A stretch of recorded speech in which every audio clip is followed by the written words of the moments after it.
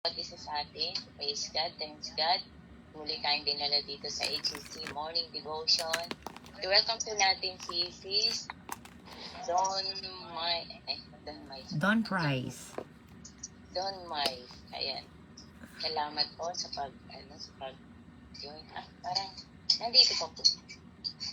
Ayan, Don Price. Don Price, good morning po. Happy po kami na makasama ka namin dito every morning po. Monday to Saturday po, 6 o'clock. Dito po sa Japan time, sa Philippines. Ano oras? Mga 5 po sa Philippines. Diyan po sa oras sa inyo, hindi ko po alam.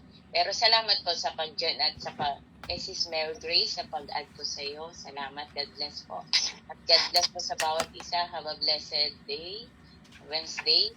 At malapit na po tayong matapos sa ating pinag-aaralan ngayon about sa Decide to Thrive ngayong buwan po. 42 days to study kung paano lumago. Yung Decide to Thrive. Itutunan daw po natin ang lumago. Amen. Salamat po, Sis Ana. Sa mga taga-Japan po, good morning, Sis Ana. Brother Pat, good morning, Sis Mais. Sa mga taga-Pilipinas po at saka Sis Abby, Sis Jeff, Sis Mimi G sa America. Good afternoon po. Sis Maridel, Sis Cathy, Sis Mary Grace, Sis Ruby, good morning po. Nanay Lolita, good morning. Tatay Jimmy, good morning po. Happy po kami na makasama muli kayo dito sa Morning Devotion. Sis Nali, Sis Nancy, Sis Ruby, and Don Price, good morning po. Salamat po sa inyong pagtugon at pag-join dito sa Morning Devotion. Umpisa po natin sa panalangin ng gawain. Sino pong nais na mag-lead ng prayer this morning? Andito ngayon pong ating mensahero, mag-i-exhort today. Sino pong pinausap ng Panginoon na mag-lead ng prayer ngayong umaga? Puso na lang po.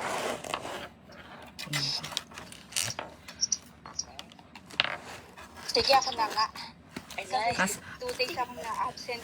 Sasabihin ko na sana, Sis Mary. Tatanong ko na sana, Sis Mary, hindi ka po busy. Oo, ito, kaliligo ko lang. Okay. Ay, naputo. Okay, let us pray mga kapatid. Father God, thank you so much po sa napakagandang umaga sa Japan, sa Philippines, sa amin naman po dito sa Western ay hapon, Panginoon. Hallelujah. Maraming salamat sa buhay ng bawat isa. Maraming salamat sa patuloy na pagpapala na ibinibigay niyo po sa buhay ng bawat isa, Panginoon. Yung mga wala rito at yung mga nandito ngayon, oh Lord, thank you so much sa kanilang buhay, Panginoon. Alam ko po, wala po talagang aksidente sa inyo, Panginoon. Tinawag niyo po ang bawat isa para po makapakinig ng inyong banal na salita, oh Lord. Father God, maraming salamat sa buhay na mag-i-speak ngayong araw na ito. Please, lead her, kung sino man po siya, Panginoon, at help us to open our heart, our ears, and our mind, Panginoon, sa mga maririnig namin na salita, O Lord. Huwag namin itong tanggapin as a personal, Panginoon. Naway turuan niyo po kami magkaroon ng teachable heart, Panginoon, at matuto kami sa bawat aral na aming mga maririnig, Panginoon. Maraming salamat, O Lord, sa ministry ni Sisi Junette, Panginoon, dito sa HCC, O Lord. At sa mga may sakit na mga kapatiran, Panginoon, please heal them, O Lord. I pray all of this in the name of Jesus Christ, our Lord and Savior. Amen, and amen, and amen, and amen. Amen. Hallelujah. Praise God. Thank you. Thank you, Sis Mary. Thank you po, Sis Mary Grace, sa iyong panalangin. Ngayon po, start na po tayo sa gawain. At bago po pala mag-umpisa, batiin ko rin po yung mga nanonood sa live. Don Price, may live po tayo. Kung nais pong balikan ang video, pwede po. At sa mga pwedeng natin pong i-share ito sa ating mga kaibigan para po mapanood nila at maihayag natin sa kanila ang magandang balita na nagmumula sa ating Panginoong Jesus na nagbibigay ng hope, ng peace, ng joy, at higit sa lahat ang salvation. Yun po yung pangako ng Panginoong Jesus sa ating lahat. Amen. Salamat po.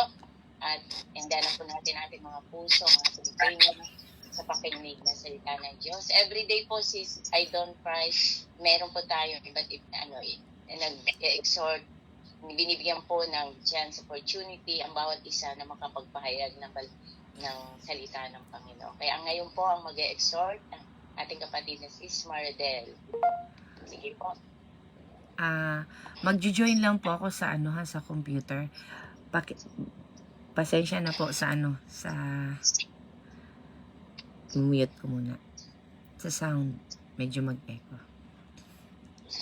Ayan. Sis Maricar, good morning po. Sis Abby, good morning. Okay na po ba, Sis Ken? Pag maingay.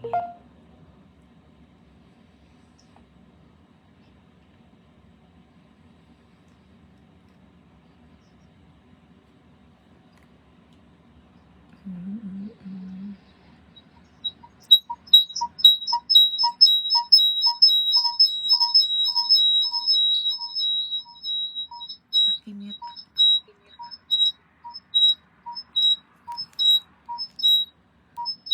Pakimute po si Jeanette. Jeanette.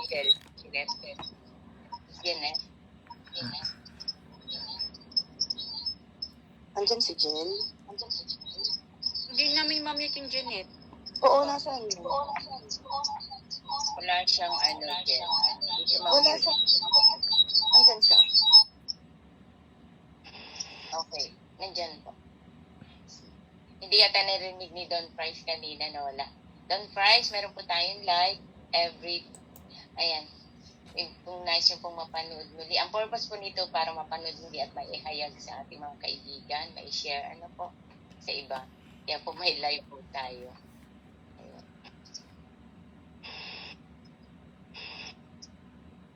Okay na. Dito lang ako, nakikinig lang. Sige po. Salamat. Okay na po. Salamat ng marami. Pasensya na po.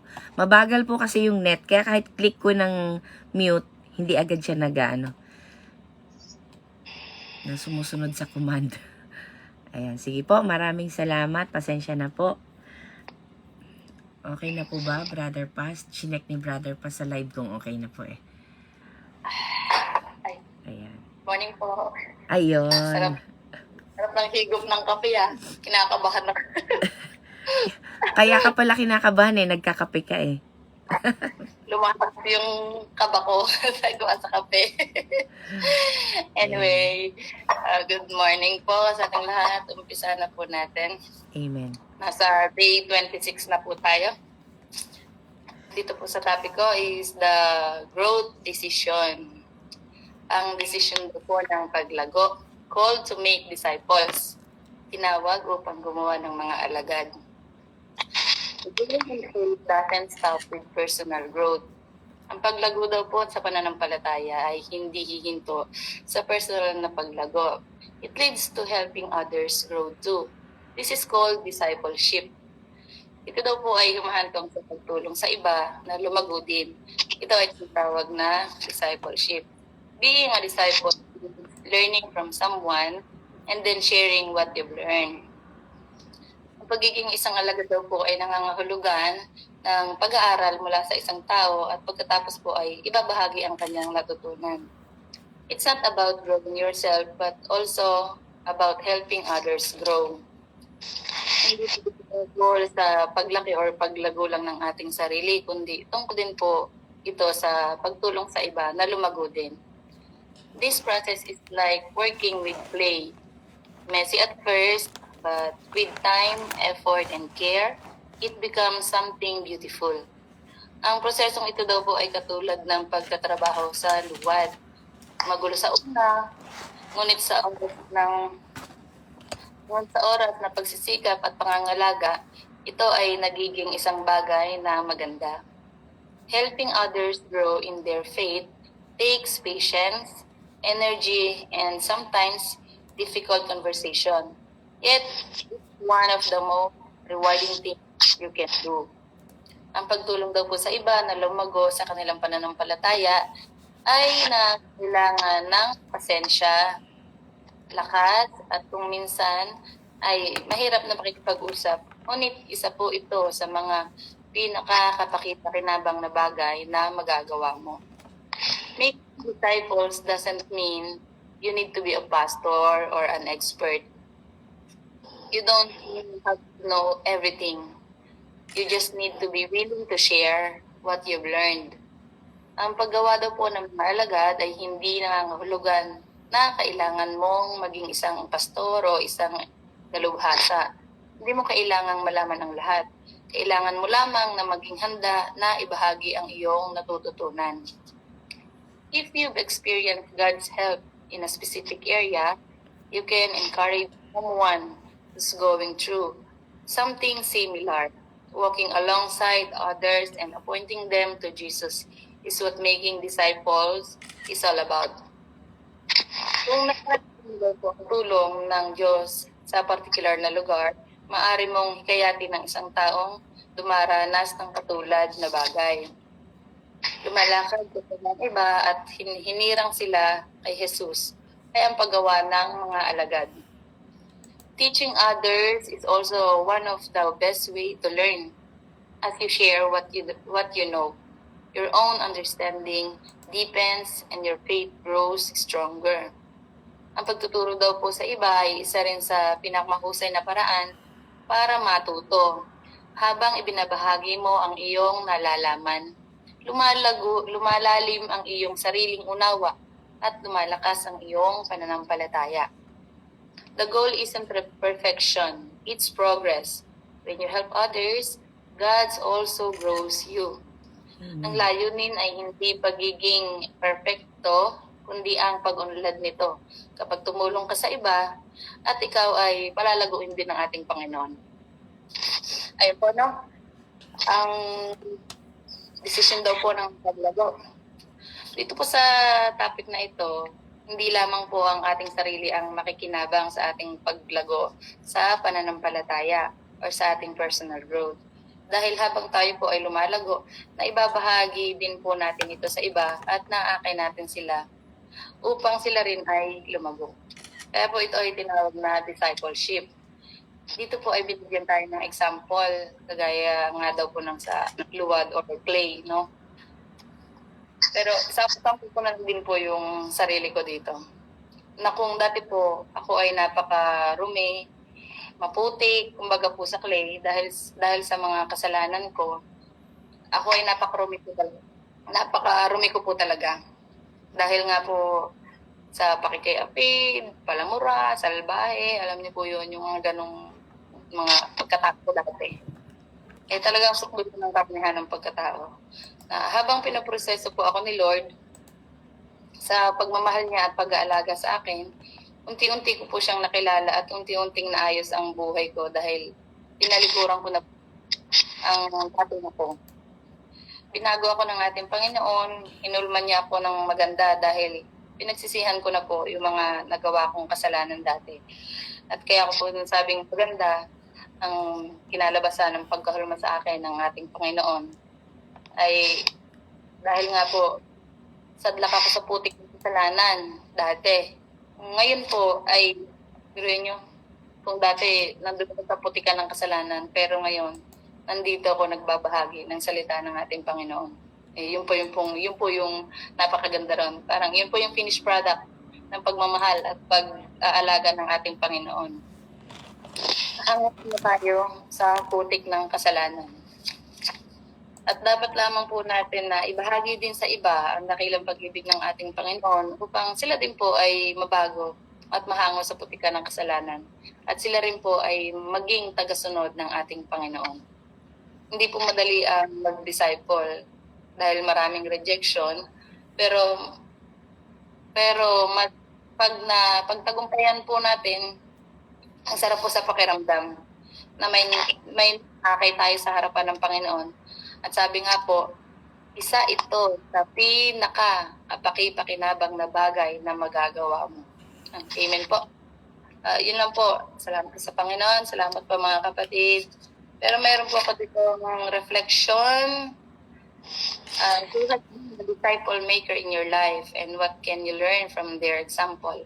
Who is someone you can begin to disciple? Sino daw po ang naging disciple maker sa iyong buhay at ano ang matututunan mo sa kanilang halimbawa? Sino ang isang tao maaari mong simulan na magiging disipulo? Yun po, no? At ito po ang salita ng Panginoon mula sa Mateo 28 verse 19. Kaya't sa paghayo ninyo, gawin ninyong alagad ang lahat ng mga bansa. Bautismuhan ninyo sila sa pangalan ng Ama at ng Anak at ng Espiritu Santo. Amen po. Salamat po sa salita ng ating Panginoon. Purihin po natin ang ating Panginoon. Back to you, Ate Janet. Ganun lang po kaigsi ang aking exhortation. Salamat po. Sana po may naintindihan po kayo. Thank you po. Good morning po. Amen, amen. Praise God. Hallelujah. Maraming salamat po, Sis Maridel, sa iyong exhortation ngayong umaga and always sa willingness, di po ba, na magpahayag, magpagamit sa Panginoon. Ayan, yung nakikita ko. Okay. Amen po. So, para po sa mga bago, no, Sis Price, ang ganda ng pangalan niya, apelido, Sis Price, meron po kaming ang tema namin ngayon ay Decide to Thrive. And we have 42 days na pag-aralan po ito and we have 6 choices in our lives kung paano po ito makakatulong sa atin na tayo po ay lumago. At maraming salamat po sa kasama namin dito na talagang nasusubaybayan ang paglago ng bawat isa. So we are in day 26 na po. Lampas na po tayo sa kalahati. Or tama ba? 26 plus 26? 50 to. Tama, lampas na. Ayan, lampas na tayo sa kalahati. And our topic for today is, ang decision po natin is the growth decision. Tapos na po tayo sa relationship decision, sa purpose decision, and nandito na po tayo sa growth decision. And after this, there's 2 more. 2 more po. Ayan, the growth decision called to make disciples. Lahat daw po tayo ay tinawag upang ihayo at to make disciples. Ano po ba ang disciples? Disciples po ay ang mga disipulo. Literal meaning, no? Disipulo ng Diyos. Ibig sabihin po, tagasunod, follower ni Kristo. Amen po. So, bago po tayo, sabi po niya sa Matthew 28 verse 19, therefore, go and make disciples of all nations. So, ito po ang iniwan sa atin. This is the Great Commission na iniwan sa atin ng Panginoong Hesukristo bago po siya umakyat sa langit. Di po ba ang isang tao na bago mawala na dito sa mundo, gumagawa siya ng last will, testament niya, po? So, ito po yung sinusunod ng mga taong naiwan kahit wala na siya. Talagang yan magaganap. Kaya kahit na iwanan niya ang kanyang yaman sa isang tao lang na marami siyang anak, marami siyang kapatid, may asawa, marami asawa, ganon. Di po ba? Hindi ito pwedeng paghati-hatian because powerful po ang last will and testament. Yung kung anong nakasulat doon, kung para sa isang tao lang yan, sa isang tao lang yan. Ganun po ka-powerful ito. So, ito po yung last will ni God sa atin, ni Jesucristo, bago siya umakyat sa langit. At ito ang sinabi niya, therefore, go and make disciples of all nations. So, para po ito sa lahat na nakikinig nung time na yon, lahat ng disipulo na nakikinig. At ito pong Biblia na ito is para sa ating lahat ng mga Kristiyano. Amen po. Sa lahat ng nais na sumunod sa yapak ni Kristo, ito po ang dapat nating gawin.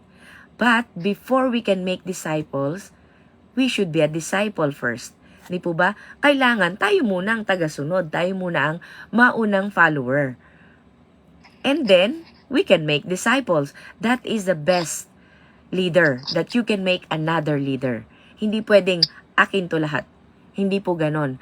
Ang pinaka-the best po is make disciple. You have to double yourself, triple. Kailangan ma-multiply mo yung sarili mo. Lahat ng natutunan natin, kailangan natin maipasa sa lahat ng mga nakikinig sa atin. At hindi lamang basta maipasa, kung hindi, sila mismo maisagawa nito. Maisagawa nila ito, maisabuhay ito. We should keep on multiplying. Buti pa yung mga kabuti na basta lang dumadami na. Di ba? Tayo dapat maging kabuti tayo. We should be like mushroom. Sabi nga nila yung ano, ay may umihi ditong aso. Bakit? Nabasa eh. Di ba? May tumubong mushroom. Di ba? Kasi wala namang ulan eh, pero may kabuti. So, ibig sabihin may umihing aso. Di po ba? Ewan ko lang sa inyo. Pero sa province namin, gano'n ang sinasabi ng mga tao kapag nakakita ng kabuti sa gilid-gilid. Amen po? Pero alam naman natin di yan. Totoo. Lahat ng bagay na naririnig natin. Ano po? Amen? So, we should be first a disciple of Christ, and then we can make disciples. But first, be a disciple to make disciples. Amen po? So tayo po yung mga disipulo. At ang layunin natin dito sa lupa ay gawin ding disipulo ang mga hindi pa nakakakilala sa Diyos.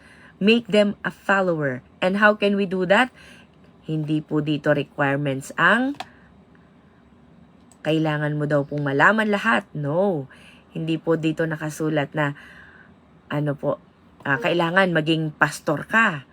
Di po ba? Kailangan maging diakono ka. Kailangan presbyter ka. You need to be a deacon or presbyter to be a disciple, to make disciple. Or you need to be listener. You need to study more. You need to graduate. You need to be theologian. O, di ba? Kailangan mag-aral ka ng theology. Kailangan makagraduate ka ng ganito. No. Sino po ang mga tao noon nang iniwan ni Jesucristo ang huling testamento niya? His will. Sino po ang mga nandun? Merong mga usyusero lang. Merong mga disipulo. Hindi natin alam. Lahat po ng tao na nandun, iniwanan niya ng bilin na ito. To go and make disciples. Saan po? To all nations. Ibig sabihin, hindi lamang po tayo limited sa lugar natin, sa pamilya natin, sa kaibigan natin, kakilala natin. That's why, ito po yung purpose natin ng online. Kasi po ngayon, maraming salamat sa online kasi marami po talaga ang naaabot nito, just a click, nakarating na sa kanila. And just a click, they can watch, they can pause. Di po ba? Ay, busy ako. Post ko muna. Ayokong ma-miss tong part na to. Di po ba? Kaya nating i-forward, i-rewind. Di po ba? So, napakaganda po nang meron tayong live. Meron kayong mababalikan. At meron kayong instant na maibabahagi na sa iyong mga kaibigan. Ang topic na to is about discipleship. So, I can share it to my friend na hindi ko ma-explain. Alam kasi natin, pero hindi natin, we can put into words what we are thinking, what we are feeling. Minsan, alam ko paano ko ba sabihin sa kanya to? The words doesn't come out easily. Di po ba? Pero pag may live na po tayo, you just send it to a friend. Mamili ka lang ng topic. You can send it. And it helps a lot. Sa totoo lang po, hindi rin naman kami ang gumagawa at kumikilos. We are just motivating the person. And then, kapag ang tao na pong yun, nag-decide to really follow God, ang Holy Spirit po ang kikilos sa kanya. But first, that person must desire to know God. Di po ba? At kahit wala pa po yan, wala ako God na maramdaman na gusto kitang makilala. Pero sabi nila, ito daw po ang tama. So give me the desire. Give me faith Lahat po nagmumula sa Panginoon. Pero tayo po ay dapat humingi at mag-desire nito. At ibibigay po yan sa atin. Hindi ko naman maunawaan itong mga pinagsasabi nila. God, give me wisdom. Give me the understanding that I need so that I can relate. Naway maunawaan ko po ito. Bigyan niyo po ako ng pangunawa. Amen po. So ano po ang sabi dito? Ang ano daw po, ang pag-grow daw natin ay tuloy-tuloy.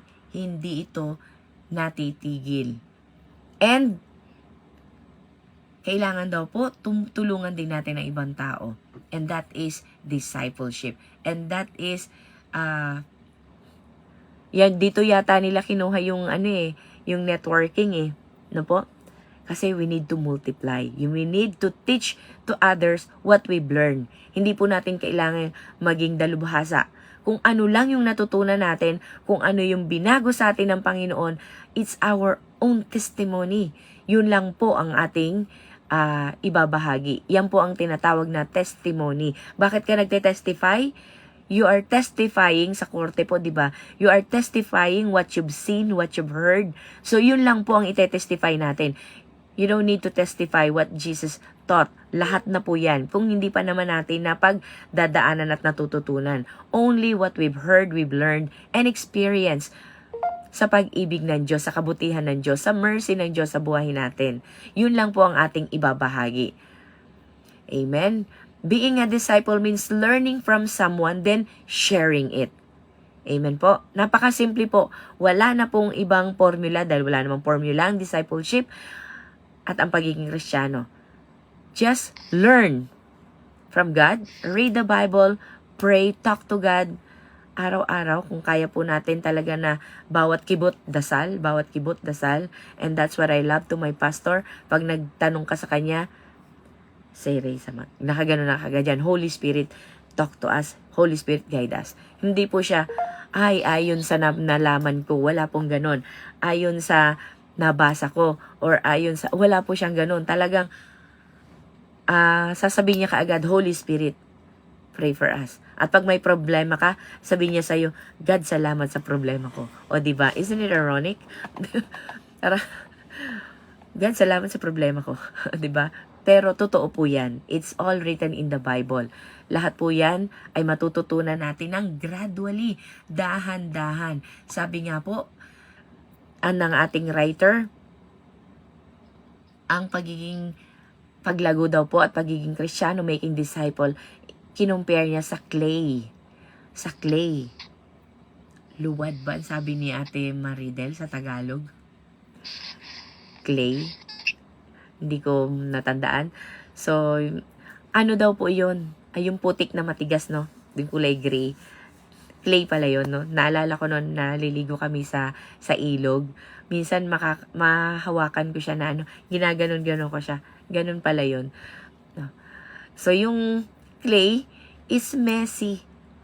Diba napanood na natin yun, yung pinakamatagal na pelikulang, ano ba yung Ghost ba yun? Yung nagpo-form siya ng clay. O, diba? Ang ganda. Dahan-dahan. You can't be too pressing too hard, kasi masisira. At hindi rin pwedeng masyado kang loose kasi hindi siya ma-form, di ba? And every yung daliri mo, talagang habang umiikot siya, nagkakaroon ng line. So talagang very delicate. Kung gusto mo ng may line o wala, it forms. Depende talaga sa iyong kamay, sa iyong mga daliri. Kaya po napaka-sensitive, messy. It has to be slowly, not too pressing too much. Kasi kapag nagdi-disciple ka po ng isang tao, if you press too hard, masisira din po.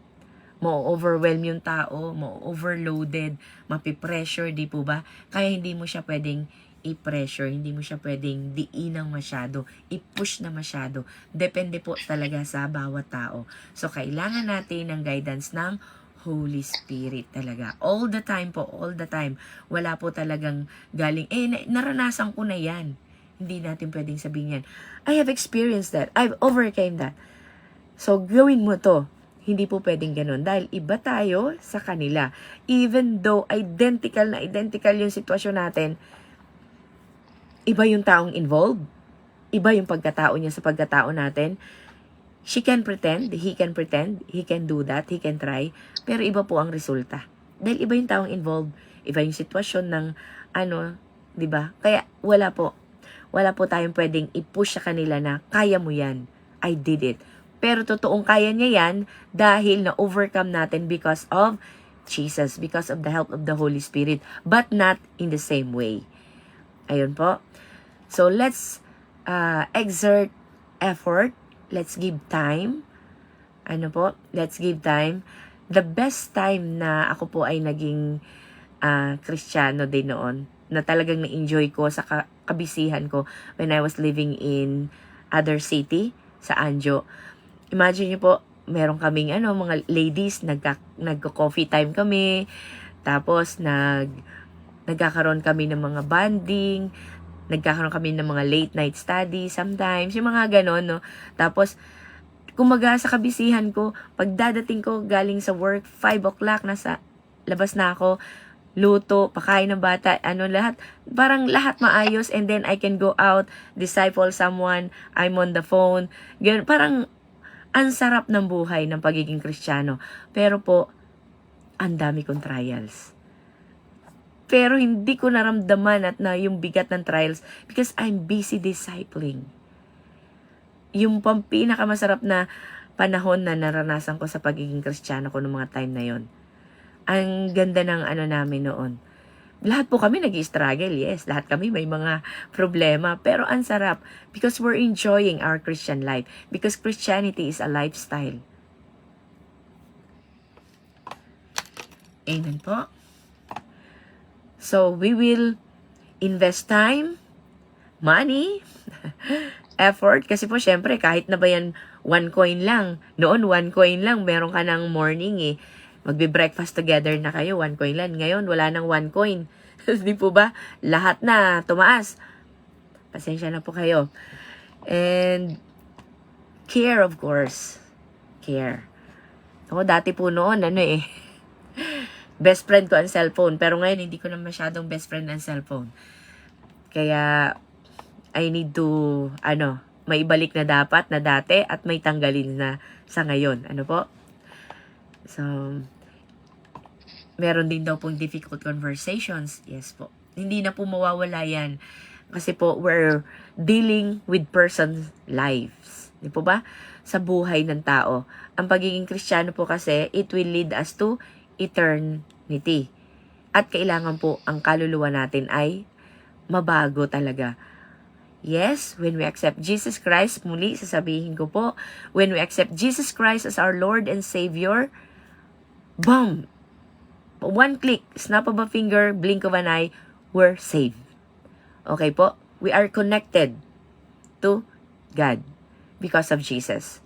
But, ang ating ang ating soul, diyan po nakaimbak lahat ng natutunan natin mula noon hanggang ngayon.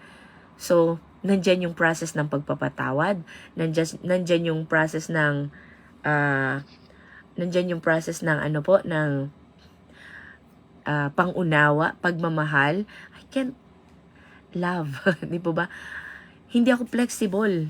Mamahalin ko lang yung gusto ko. Yung I can't relate to some people. Mabigat ang dugo ko. Pero alam niyo po, pag Kristiyano ka na, you will become flexible. Sabi nga ni Paul, to the poor I became poor, to the Gentiles I became Gentiles. Talagang matututo kang mag-adjust po talaga. Matututo kang mag-adjust sa lahat ng tao na nakakausap mo. Because it's not us. It's not you alone. It's the Holy Spirit who gives us the capacity. Amen po. It takes patience. Patience po talaga, pang-unawa. Fill your cup with patience. Being a Christian is emptying your cup and then filled it with the word of the Holy Spirit. Magkakaroon ka na po ng siyam na bunga ng banal na Espiritu. Amen po. So, making disciple, sa totoo lang po, madali na mahirap. Madali kasi, ang isi-share mo lang po yung pinagdaanan mo, testimony mo, at yung mga natututunan mo. Mahirap kasi molding someone, shaping someone, of course, with the help of the Holy Spirit, yun po ang mahirap. Kasi nakakita ka na ng nakatiko na baling, nakatiko lang pala, na bended steel. Ang gagawin po dyan, di ba, iinitin, idadarang sa apoy, pupukpukin ng pupukpukin hanggang ma-straight siya. Ganon din po sa buhay natin. Liko ang buhay natin, likong pag-iisip, at kailangan nating dumaan sa apoy para tayo po ay lumambot at maituwid. Hindi po ba? So, hardships, trials, andyan po lahat yan. Nakasulat po yan sa dyan. Hindi ibig sabihin na Kristiyano ka na wala ka ng pagdadaanan. Pero, kinomfort naman niya tayo na huwag ka mag-alala. I overcame the world. Na-overcome ko na yan. Kaya, huwag ka mag-alala. Dadaanan mo lang yan. Don't stay there. Ang buhay natin may mga chapter din. Pero huwag kang mag-alala. The next chapter is coming. And hindi ka po mananatili sa chapter ng kalungkutan. Meron ka laging kaligayahan. Nakasulat din po yan sa Biblia. The joy comes in the morning. Amen po. You can cry tonight. And then, joy comes in the morning. Lahat po yan madadaanan natin. Amen. Making disciple required a lot of energy.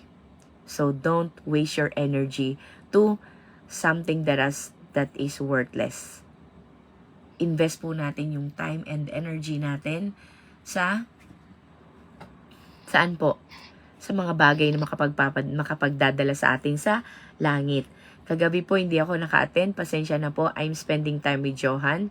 And it's been a long time since I played and talked to him na ganon. Tapos nakatulog na po kaming dalawa. Kaya siguro napagalitan ako ni God na mamaga ang mata ko. Ayan, sabi niya, tinulugan mo na.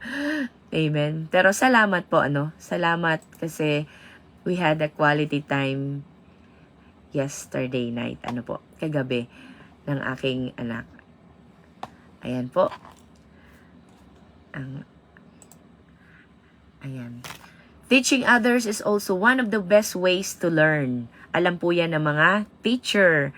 Ayan, shout out po sa mga guro. Dahil sila po ay nakakaranas niyan. Kapag tayo ay nagtuturo sa mga estudyante, we learn both sideways, both ways.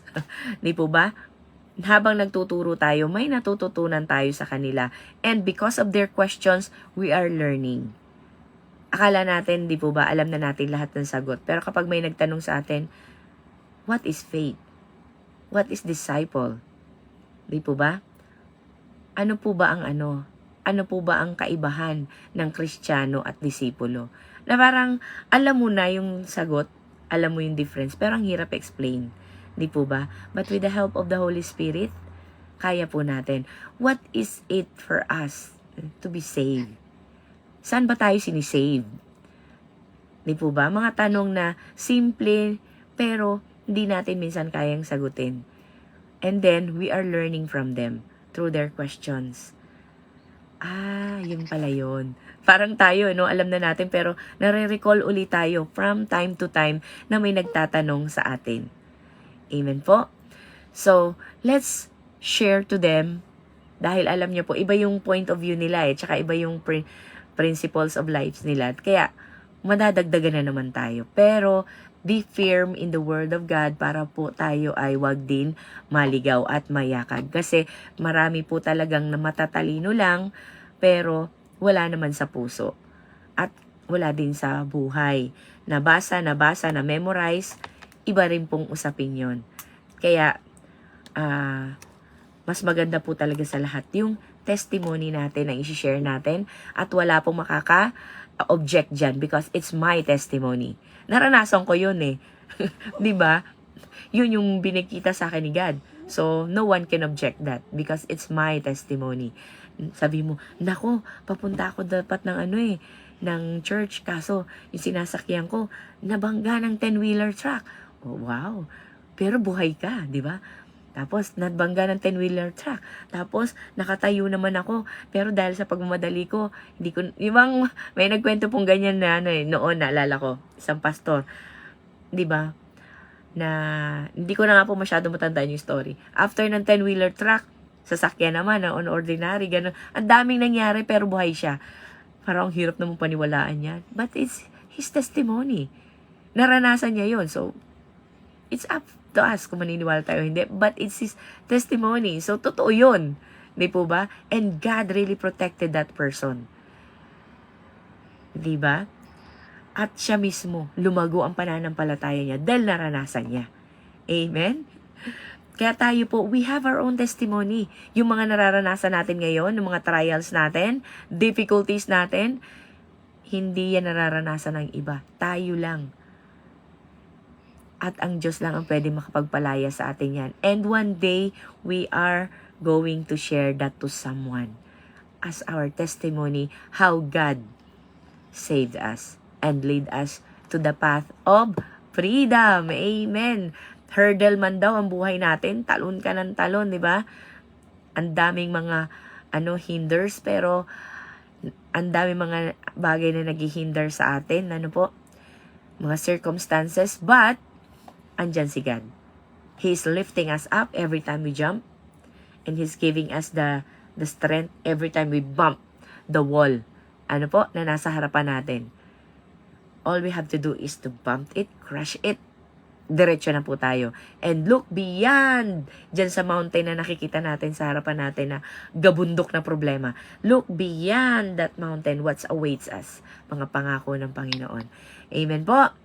So, habang tayo po ay nag-share, katulad nga na po nabasabi ko kanina, while we're sharing, it deepens our knowledge, our wisdom, our relationship to God and to that person. Pinapasok ka niya sa buhay niya, at pinapasok mo rin siya sa buhay mo. Why? How? When we open our heart, when we open ourselves, nagiging transparent tayo sa lahat, lumalalim ang relasyon natin. Kaya lang naman nagiging close ang dalawang tao kapag open sila sa isa't isa, di ba? You know, I love you. O, di ba? Pag mahal mo ang isang tao, masasabi mo lahat. Kapag nagki-care ka sa isang tao, I don't want you to go to hell. Wag naman gano'n ang Pag close na kayo, saka mo lang sabihin sa kanya. Pag hindi pa kayo close, bakit? Sino ka? Ba't ba ako mapupunta sa impyerno? Sino ka para magsabing sa impyerno ako mapupunta?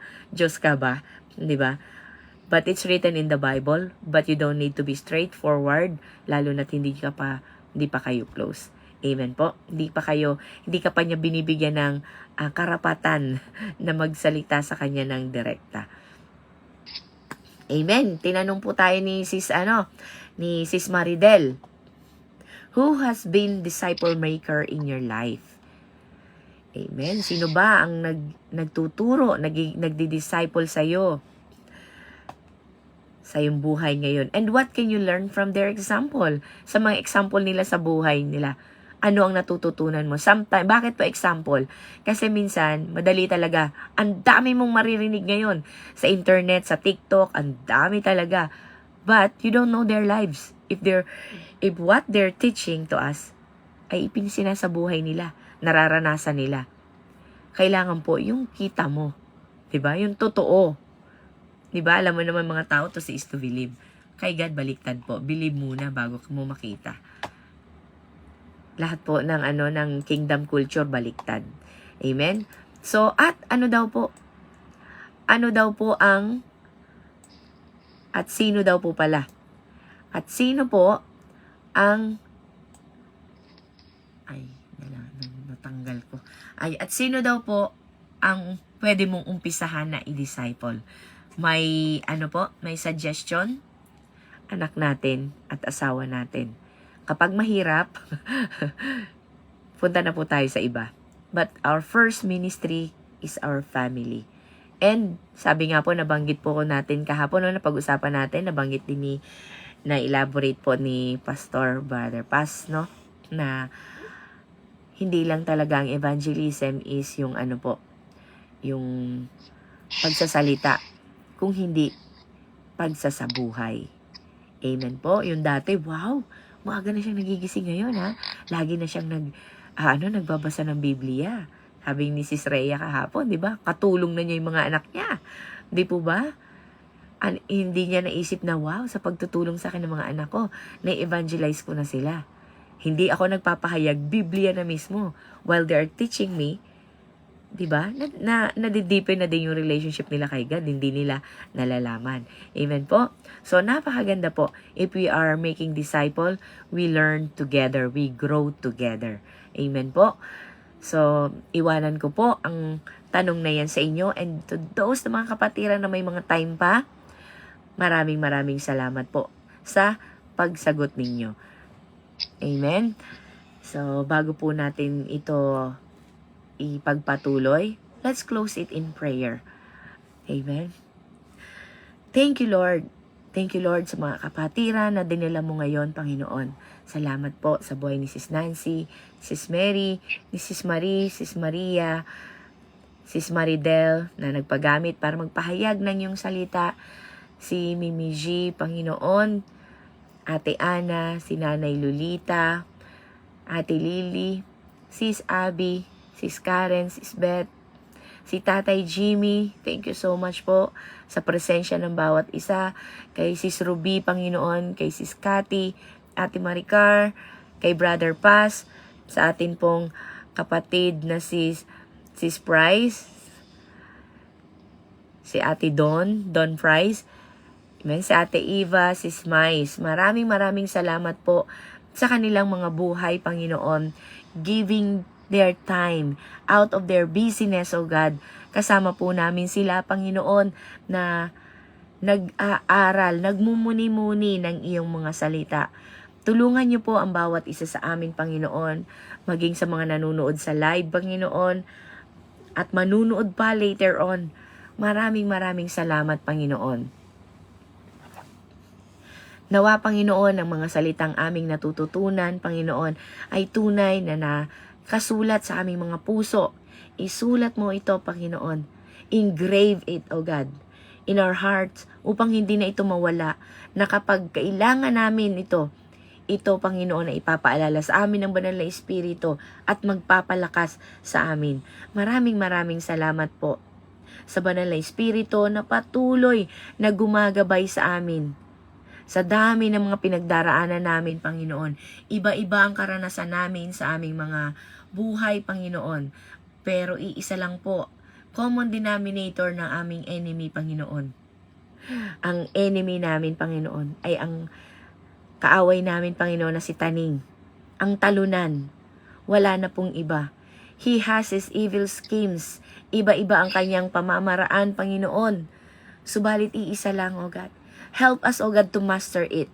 Sa buhay mag-asawa, sa buhay magkapatid, sa buhay pamilya, ang pinansyal, Panginoon, na problema ng bawat isa, sa paaralan, sa mga bayaran, mga bills, O God, sa mga desires namin, O God, nakakabili kami ng property that we need to pay, na hindi namin mabayaran, that we need to loan again, O God, na nagkakapatong-patong na, bayaran ng utang sa pamamagitan ng utang, the same routine, O God, kahit kanino, Panginoon, the same evil scheme, O God, na kung saan patuloy kaming nagpo-fall, O God.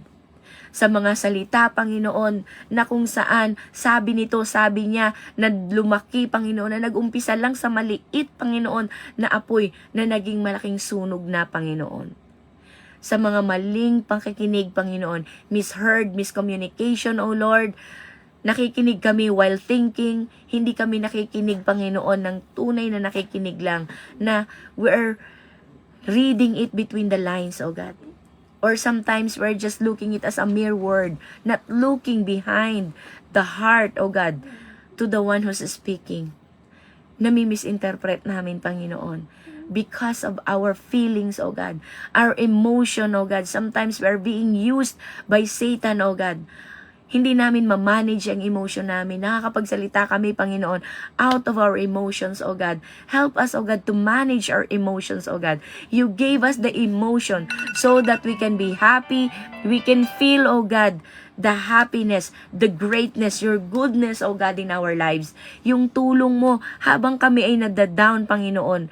Maramdaman namin ang yakap mo. Maramdaman namin ang pag-ibig mo. Those times that we are feeling alone, O God. Solitaire, O God. Nag-iisa kami in a solitary place sometimes. God, maraming salamat, Panginoon. sa mga guidance, sa mga katuruan, sa mga kapatiran. We are not perfect. We are not intelligent enough, O God. Hindi po kami mga graduate, Panginoon. Hindi kami nagmasteral, Panginoon. Wala kami, Panginoon, compared to others. Pero sabi ni Paul, I threw them out. I treat them as a garbage. Everything that I achieved, everything that I've learned, they are nothing compared to your love, compared to your teachings. Dahil ang katuruan mo, Panginoon, ang magdadala sa amin sa langit. And the requirement is humbleness and obedience. Hindi namin kailangan, Panginoon, na maging matalino. Hindi kami namin kailangan maging magaling mag-speaker, na kami, Panginoon, ay maging mayaman para magawa namin lahat, Panginoon. No. You require us what we have. Even a faith like a mustard seed. Kahit na wala kami, Panginoon, katulad ng bata, Panginoon, He offered His loaf and 2 fishes. 2 fish and a loaf, O God. Pero kaya mo itong i-multiply because of your faith in God. Nawa, Panginoon, hindi mawala ang puso na mapagpasalamat namin. A heart full of gratitude, O God, sa lahat ng meron kami. At magkaroon kami ng faith, O God, sa lahat ng wala kami. That one day, everything, O God, that you promised to us, it will come to pass. We will experience it, O Lord. You promised it. You're not a man who lie, O God. You are faithful to your word. Kaya naman, Panginoon, naniniwala kami. Sabi mo sa James 5, ask everything that we are lacking, O God. Hingin lang namin sa inyo, Panginoon. Give us faith, O God. Napakahina ng faith namin. Napakababa ng faith namin, O God. Give us faith, O God. The love that we need. The forgiveness, O God, na kailangan naming matanggap at ibigay, O Lord. Bigay niyo po ito sa amin. Pangunawa, O God. The generosity, O God. Meron kami pero ang hirap ilabas. Kakaunti man ito. But give us the faith, O God, that we need. So that you will multiply it, O God, upang makatulong din kami sa iba, Panginoon. Thank you so much, O God, for the understanding na hindi namin matututunan, Panginoon, sa eskwelahan. Kung hindi sa iyo lamang. And through experience, O God, the patience that we need, O God. Alisin niyo po sa amin, Panginoon, na tumingin kami sa tao with our human eye, O God. Kailangan namin ng spiritual eyes, O God. Kailangan namin ng spiritual ears to listen, O God, to their need. Thank you so much, O God. Thank you so much, O God. Haplusin mo, Panginoon, ang puso, Panginoon, ng bawat isa. Shape our lives. Transform us, O God, according to your will, according to your plan. Because your plan, O God, plan to prosper us and not to harm us. Plan to give us future and a hope, O God. And your plan, O God, is for us to live with you in heaven, eternally, in eternity, O God. Kasama ka namin, Panginoon, panghabang buhay. Hindi na kami, Panginoon, magpapagal. At ang liwanag mo ang siyang magbibigay. Your glory will shine upon us. Yun ang magiging liwanag namin sa langit. And the things that we value here, the gold that we value here, aapakan na lang namin ito sa langit. Sapagkat ginto ang aming dadaanan. Ibang-iba, Panginoon, ang binavalue namin dito sa lupa. Teach us, O Lord, ano ang dapat naming i-value dito sa lupa. Tinuturuan mo kami ngayon pa lang, Panginoon. Wala man kaming kayamanan dito sa lupa. Ngayon namin nauunawaan, Panginoon, na hindi kayamanan ang dapat naming i-value. Ngayon pa lang tinuturuan mo na kami mag-value ng love, ng patience, ng tao, Panginoon. Because that what matters, O God. Mom, I wake up early. Tinuturuan mo na kami, Panginoon, kung ano ang dapat naming i-value dito sa lupa, na yun ang mahalaga sa langit. Hindi ang ginto, palamuti lang yan sa langit. Aapakan lang namin sa langit. Hindi ang pera, hindi ito namin madadala sa langit. Ang madadala lang namin, sabi mo nga sa Revelation, are the good works. Ang good works namin, it will follow us sa kalangitan. Thank you so much, O Lord. Nawa, Panginoon, tumanim ito sa aming mga puso't isipan at makita namin ang mga bagay na dapat i-value namin. Hindi kami mag-hoarding, hindi kami humawak sa mundo, at hindi kami madala nito. Putulin mo, Panginoon, anumang tali, anumang koneksyon, anumang kadena na nakatali sa amin sa mundong ito, Panginoon. In Jesus' name, by the power of the Holy Spirit, O Lord. Putulin mo ito, Panginoon. Alisin mo ito sa amin. At bigyan mo kami, Panginoon, O God, ng kaliwanagan ng isip, kapayapaan ng aming mga puso. In Jesus' name, O God. In Jesus' name. Tulungan niyo po ang bawat isa na sa aming pag-growth, O God. Sama-sama kami, Panginoon. Thank you so much, O Lord. Thank you so much, O God. Tulungan niyo po ang bawat pamilya. Help every family, O God. Family of every brothers and sisters, O God, that you are called, O God. Called to serve you. Called to be with you in heaven. Thank you so much, O Lord. Help us, O Lord, as we stay, as we share, O God. Encourage one another, O God. Holy Spirit, help us, O Lord. Help us, O God, to our errand today, O Lord. It can be our work, O God, wherever we're going today, O God. Be with us, O God. Whole day, you will be with us, O God. Mararamdaman at mararanasan ka namin. We will feel, you will experience, O God, your presence, your care, your love, your protection. Thank you so much, O God. Thank you so much for the word. Thank you so much, O God, for my brothers and sisters that are here tonight, today, O God. Bless them as you want them, O God, to experience today. Hallelujah. Purihin ka, Panginoon. We bring back all the glory to you, O Lord. In Jesus' name. Amen and amen. Natawa po ako, no? Kasi nagising na yung anak ko. Nandito siya. And sinabayan niya din ako. Nag-pray din siya. When he heard me praying, sabi niya, help my family to be stronger. Sabi niya ganon. Thank you so much. Ayan po. Yan ang first ministry natin po. Ang ating mga pamilya. Amen. To God be all the glory. Let's be a disciple of God and disciple others. Amen. Thank you so much. And thank you so much, Sweet Mary. Ayan po. It's a proof. Andito po ngayon si Don Price. Si Don Price po ba talaga? Ako ang tawag ko, Ate Price. Kasi parang Donna ba? Or Donita Rose. Sweet. Presi. Hindi pala Price. Presi. Yes. Don Price ang tingin ko. Nakasalamin na po ako niyan. Ayan. Tama po ba, Price? Ayan. Welcome po. Ano pong oras ba sa kanila? At medyo nagkamali-mali tayo ng oras kanina. Gulo kasi sa Amerika. Ay, malaki kasi ang Amerika, no? Even though you're in Oo. America, different state. Hindi ko kasi alam oras sa kanila. Ate, ano oras sa inyo, te? Si Presi, now?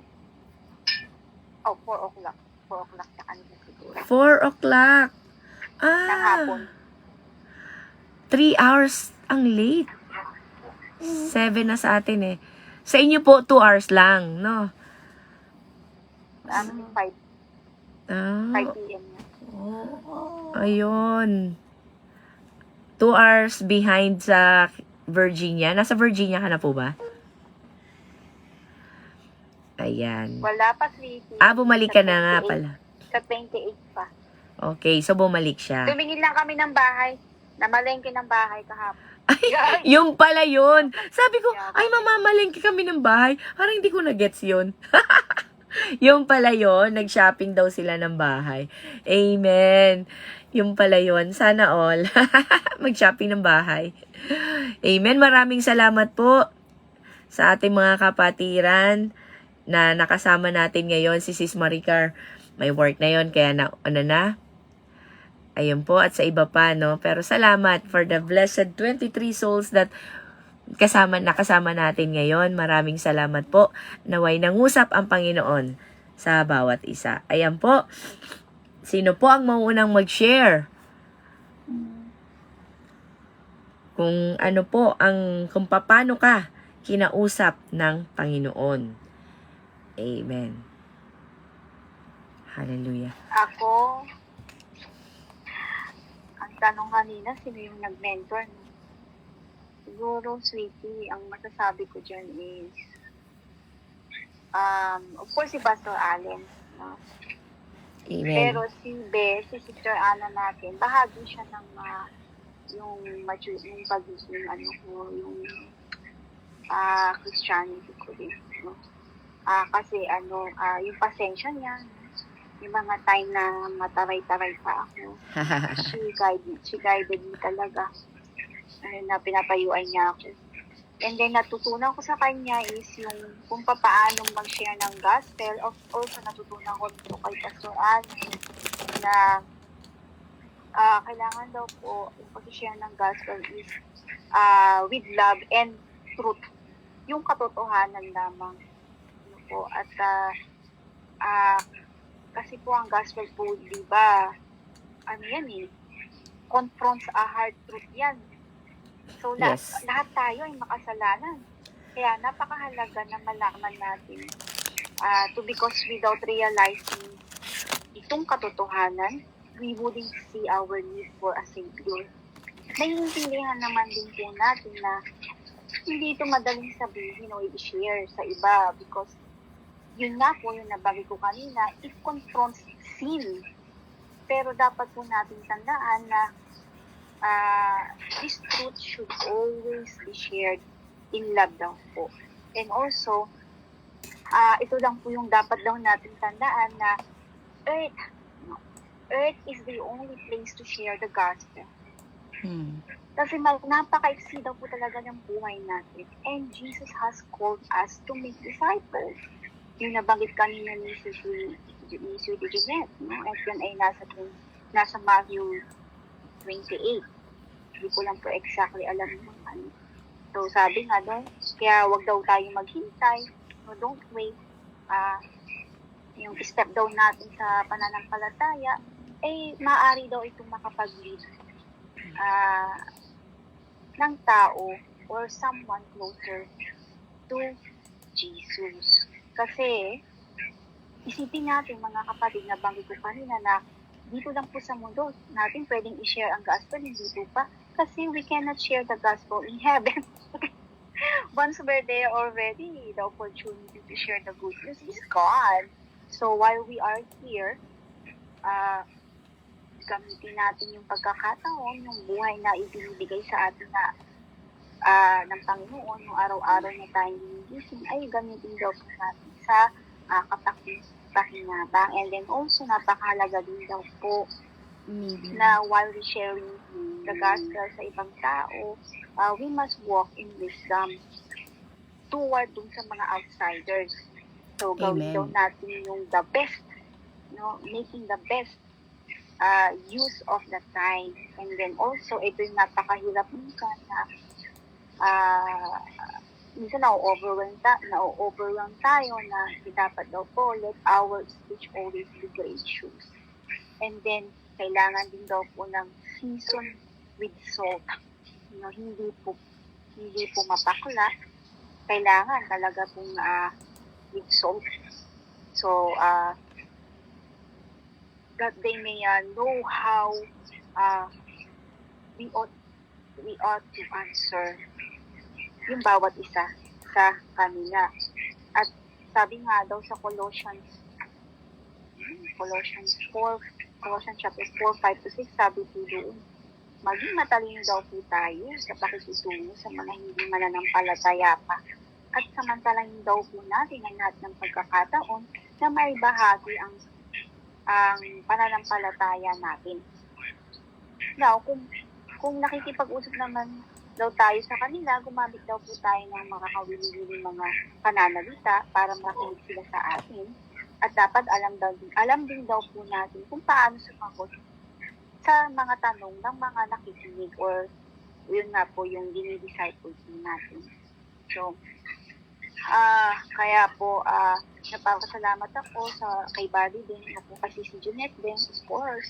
I learned from you also, Sweetie Jeanette, and I learned from each of one of us in here, kay Ate G din, of course. At talaga namang sa araw-araw na ating pamumuhay, araw-araw din tayo nag-aaral. Parang nabanggit to ni Sweetie Jen ito nakaraan while I was packing, para daw tayong teacher, and then para din tayong nurse. Imagine yung mga nurse nasa hospital, no po, nag-aaral pa rin yan, yung mga exam pa rin yan, kahit na nurse na sila, no? Akala ko dati nursing student lang yung nag-aaral, and then pag nakaroon ka na ng license, you're done and you just do your job. But hindi na realize na they are still learning. Nag-take pa rin sila ng exam. Ang dami nilang libro kahit na nurse na sila. So, ganun din daw po tayong mga disciple ng ating Panginoon. At i-share lang po ako sa inyo na sabi nga po dito, Jesus never invited anyone to be a Christian. In-invite daw po niya tayo to become a disciple.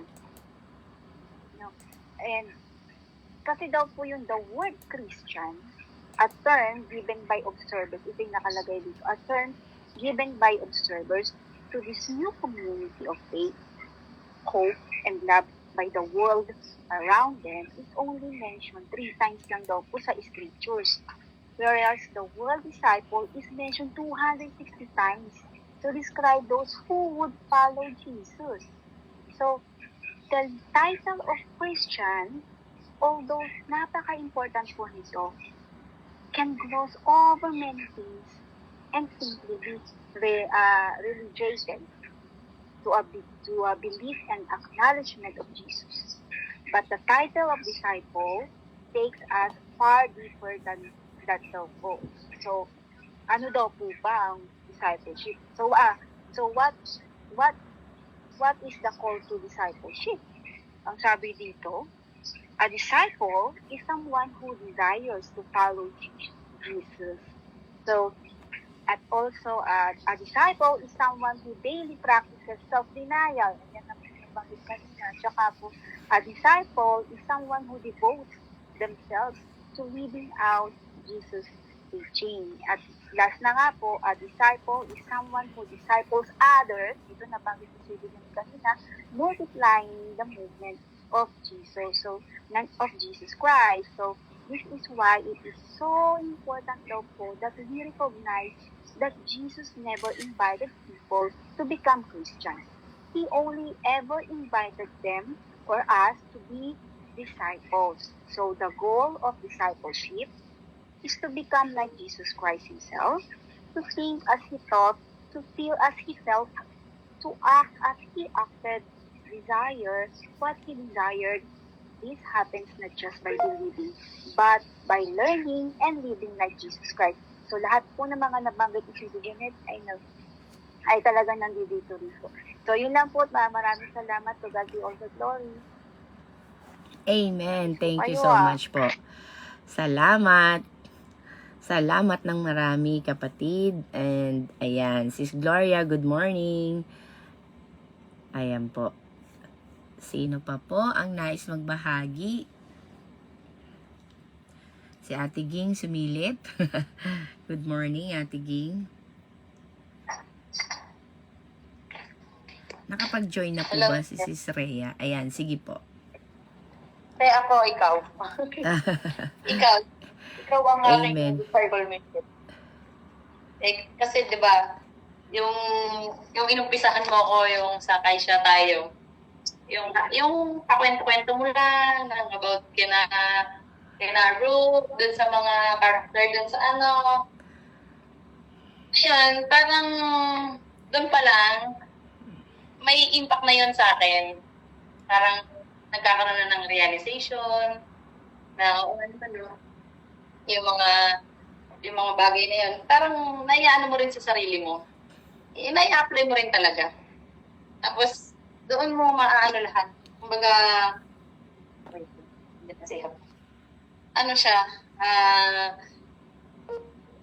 yung sarili mo, habang nakikinig ka sa isang tao, talagang ikaw mismo, parang feeling mo, pag halimbawa, di ba ikaw, Ted, siguro, naiisip mo, nagkukwento ka lang.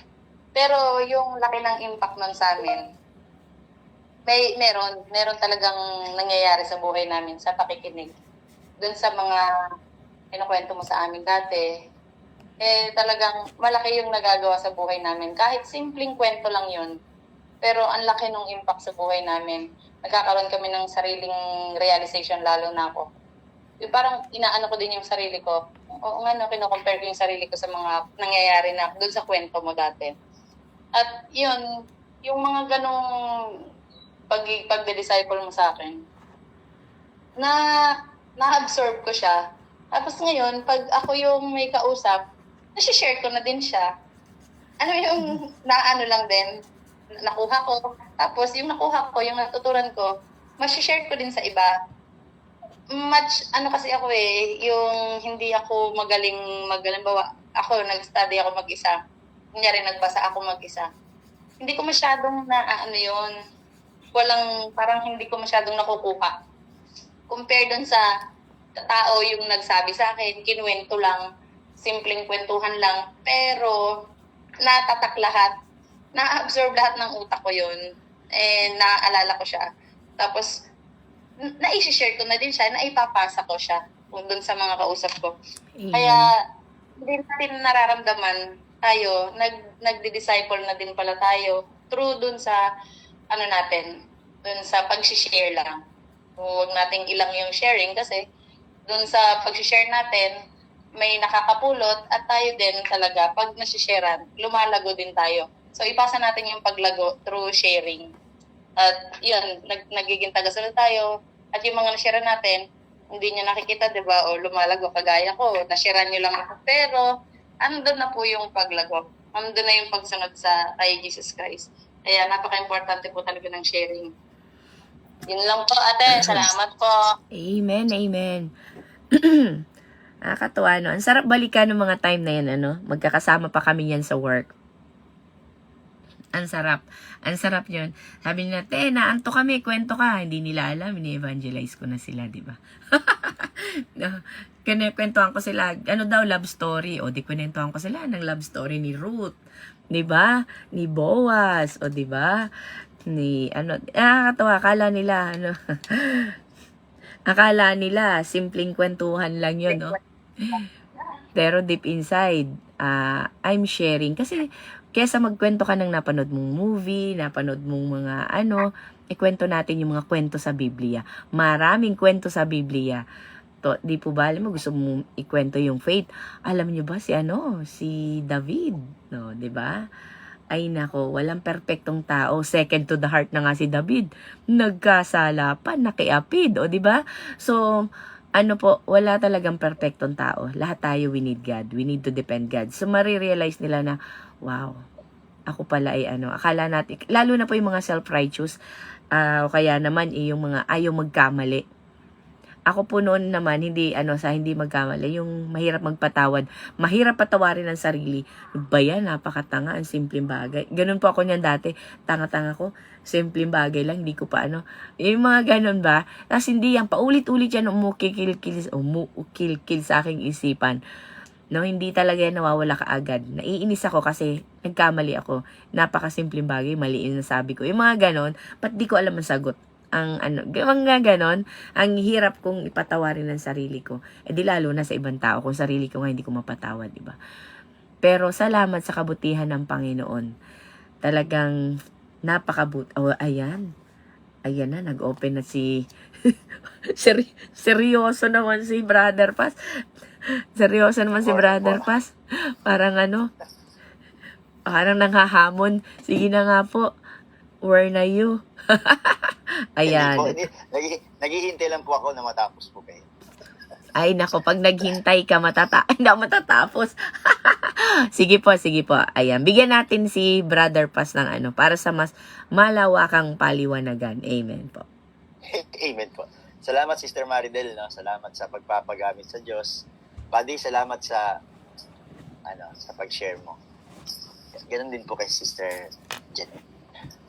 Alam niyo po yung ang naging mentor ko or disciple ko is obvious naman si Ate Ana. Si Ate Ana yung naging catalyst of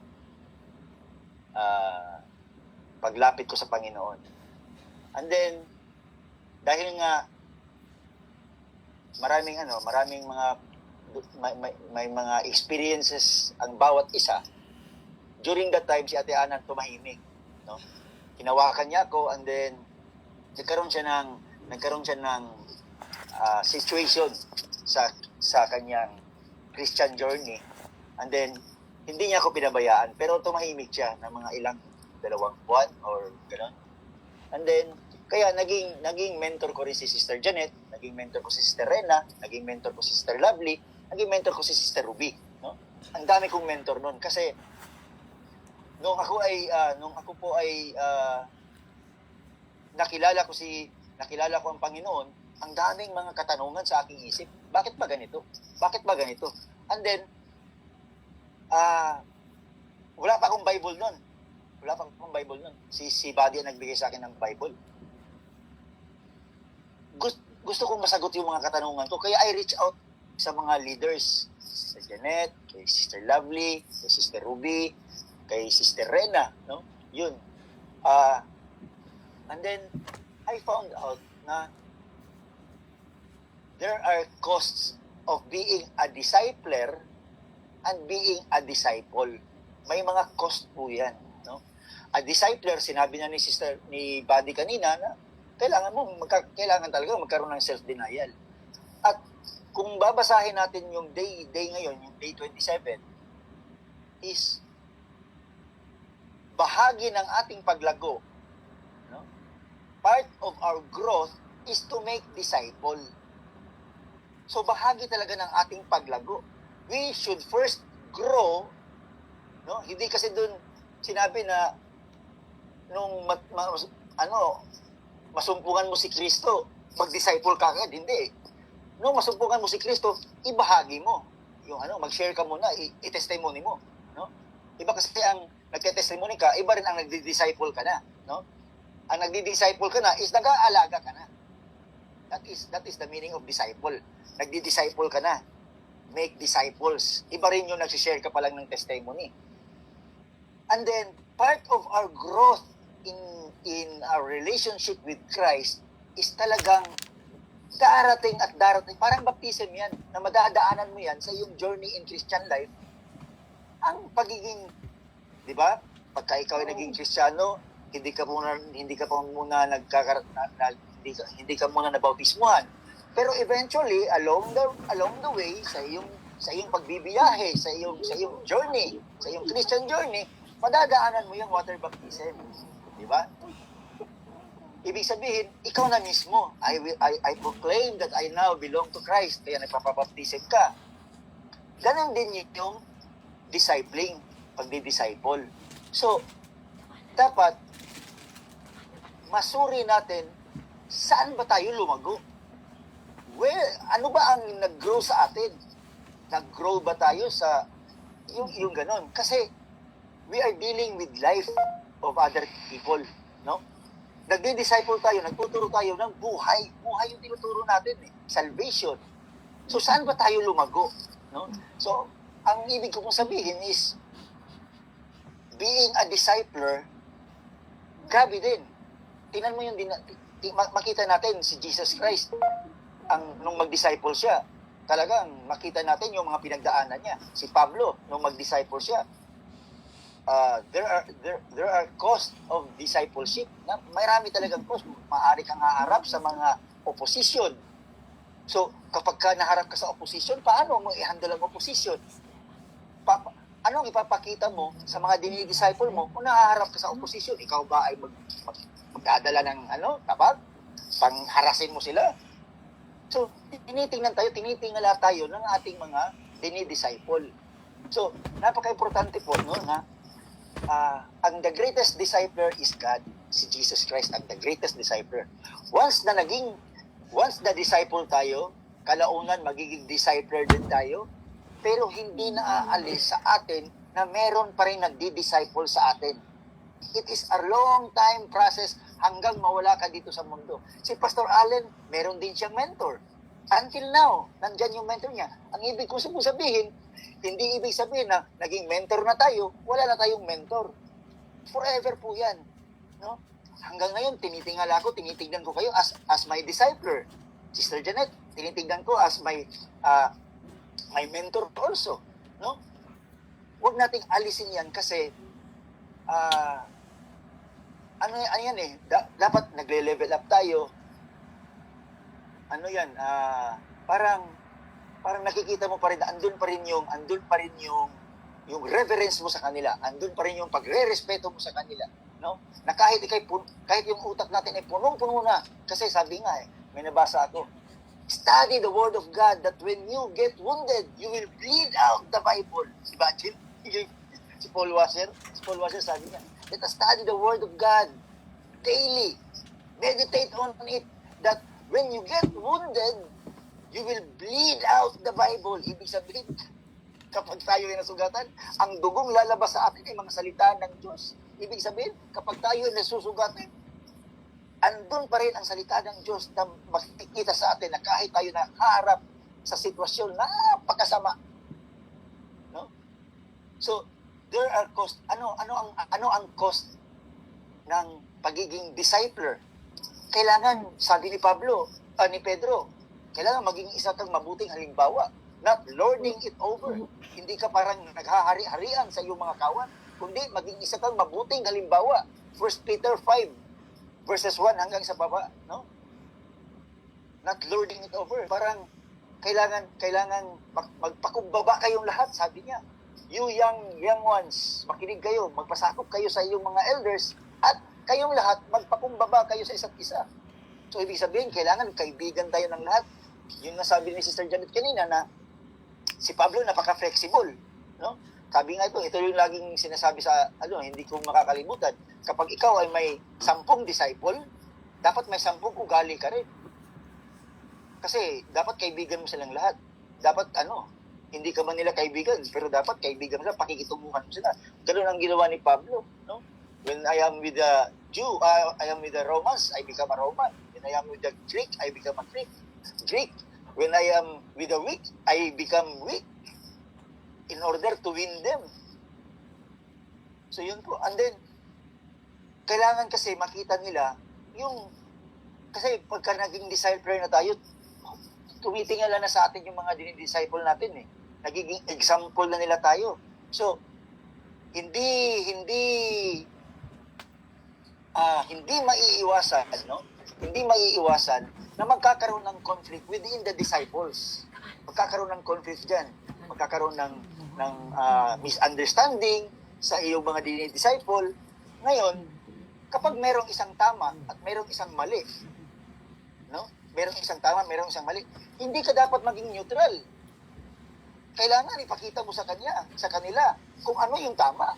Ikaw na disciple, hindi ka pwedeng maging neutral between good and bad because there is no such thing of neutralism sa good and bad. Di ba? Kasi kung dapat mong ma-recognize talaga. Yun ang mga accountability ng isang discipler, no? Kasi halimbawa, may mali, may tama, and then sasabihin mo sa dalawang disciple, gitna lang ako. So, kahit na alam mo na kung sino yung tama, dapat magkakaroon talaga ng firm na pagtatama sa party na hindi tamang ginawa. Kasi kung magiging neutral ka, you are inclined towards the wrong party. Kasi hindi mo pinaglaban yung nakikita mong tama, no? So yung mga ganong situation, dapat makita yan sa isang discipler na talagang pinaninindigan niya. Sabi nga ni Pablo, di ba? Ipaglaban mo ang tama. Kasi yung mga natutunan natin is talagang let us stand firm on what we have learned na katotohanan. So ngayon, kung hindi ka mag-stand firm, mali yun. Makikita na ma-adapt nila yun, no? Yung masamang biro, isa pa yan, yung masamang biro na makikita ng mga dinidisciple mo, ma-adapt nila yan. Lagi nila sila nagbibiro ng masama. And then sabi doon sa Ephesians 4:29, the favorite verse of my body, no? Hanggat maaari, iwasan na natin ang mga walang kabuluhang pananalita. Dapat daw, ang laging marinig sa atin is yung naaangkop, no? Naaangkop sa mga pangyayari. Ibig sabihin, dapat talaga may mga sense ang ating sinasabi sa ating mga dinidisciple, no? Hindi naman sa fellowship. Kasi sa fellowship, hindi maiiwasan yung joke natin. Pero pagka yung mga dinidisciple natin, ano kasi yan eh, parang na-experience ko kasi yan dito, no?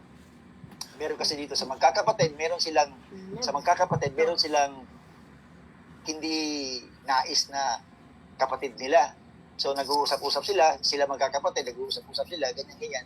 Nagjo-joke sila about sa kapatid nila. Now, narinig naman itong isang kamanggagawa na ganun ang nila sa kapatid nila, nakikisali siya. Gumagamit na siya ng masasamang salita talaga doon sa kapatid na yun. So, since na outsider siya, hindi siya bilog sa family, no? Sa siblings talaga, hindi niya alam, nasasaktan pala yung magkakapatid. So, tuwing gagamit siya ng hindi maganda doon sa kapatid nila. And then, siguro nadadala nila sa pag-uwi nila sa bahay, nadadala nila, na pag-uusapan nila, sa muling pagbalik nila, pati na yung mga anak, nagsasalita na lang hindi maganda. Alam niyo po, yung anak niya is, ang pinagsasalita niya ng hindi maganda is thrice the age. No? Kung 68 na ang pinagsasalita niya ng hindi maganda, yung nagsasalita is 20 pa lang. Di ba? Nagsasalita ng ganyan. Yung mga pangit talaga na word. And imagine, ang kaharap niyang mga youth is mga pamangkin noong pinagsasalitaan niya. Imagine yung marinig nila yun. Ano ba yan? Ba't ganyan yung salita? Di ba? So, yun ang masasabi ko, kung tayo ay discipler, tayo ay mentor, dapat maging maingat tayo sa ating pananalita. Maging maingat tayo sa ating mga binibitawan, no? Kasi na-adapt yan ang mga tinuturuan natin. Kaya ang cost is pareho. Kasi kahit habang tayo ay nagdi-disciple, let us bear in mind that we are also a disciple. Meron pa tayong mentor din, no? Kagaya sa atin ngayon. Dinidisciple natin yung ilan dito. Si Buddy, may disciple na si Buddy, no? Praise God. Pero kami, si Ate Ana, may disciple na. Pero kami, meron pa rin nagdi-disciple sa amin, si Pastor Ale. Parang continuous yung di ba? Hindi na aalis yun. Dapat tinitin. Kasi, sabi ni Jesus, di ba? Those student na mas lalamang pa sa kanyang guro, ibig sabihin, huwag mong alisin yung respeto mo sa iyong guro na kahit ikay puno-puno na ng dunong. Huwag mong alisin yan kasi hindi ka lalamang. Hindi ka dapat maging greater than your mentor. So yun po, panatilihin po natin. Ang cost naman ng being a disciple, yun, nabanggitan ni Buddy kanina. Kailangan magkakaroon talaga ng self-denial. Magkakaroon talaga ng pagtitiis. And then, isa pa po, no, ito yung natutunan ko rin kay Pastor Vincent. Pastor Vincent, no? Na kapag tayo ay may kasi if you are a discipler, then you are a leader. Diba? So, we should not stop learning. Kasi, yung mga dinidisciple natin, natututo yan sila. Kung tayo ay grade 4 at ang dinidisciple natin ay grade 1, hindi yan habang buhay grade 1 yung mga dinidisciple natin. At kung hindi tayo mag-aaral, maaabutan nila. Pareho na kayong grade 1. So how can you become an effective leader if you stagnate, if you become a stagnant teacher? So kailangan, kung tayo ay leader, kung ang dinidisciple natin ay grade 1 now, at tayo ay grade 4, dapat mag-aaral tayo para pag grade 2 na sila, grade 5 na rin tayo. Nag-e-evolve, nagle-level up ang bawat isa. Kaya ikaw na nagti-teach, dapat magle-level up ka din. Wag lang puro lang dapat meron din silang matutunan sa atin na importante dito ang pag-aaral talaga natin kung meron tayong dinidisciple, no? Kasi sabi nga kung mangaral ka, sabi ni Pedro, kung mangaral ka, ipangaral mo ang salita ng Diyos. Sa 1 Peter chapter 5 din yan, no? If you teach them the word of God. Hindi yung kung ano-anong ituturo mo. Kasi hindi na tayo maayon sa pattern ng mundo. No? We are not conforming to the pattern of this world already. Kundi sa mga spiritual realm na, yung mga tinuturo na. So yun lang po, marami pong salamat, Sister Jeanette. Yun lang po. Amen. Very well said. Kaya po, kapag Kristiyano ka na at tinuring ka na ng kapatiran na at kinakausap ka na ng direkta, ibig sabihin po, concern lang talaga. Katulad ng prayer sinabi ni Sweet Mary, no, na talagang wag nating kunin na personal. Na para bang inaano ko nito 'di ba? Pine-personal ka, hindi po 'yang ganon. At saka kapag may sinabi sa'yo, dinidisciple tayo. Kasi pag sinabing discipleship, discipling kasi, pag dinidisciple ka, ibig sabihin, tinutuwid, tinuturuan, nire-rebuke, kinokorek, di ba ba? The word of God, sabi po sa 1 Timothy, di ba, is good for teaching, rebuking, di po ba? Rebuking. Paulit-ulit yung rebuke, no?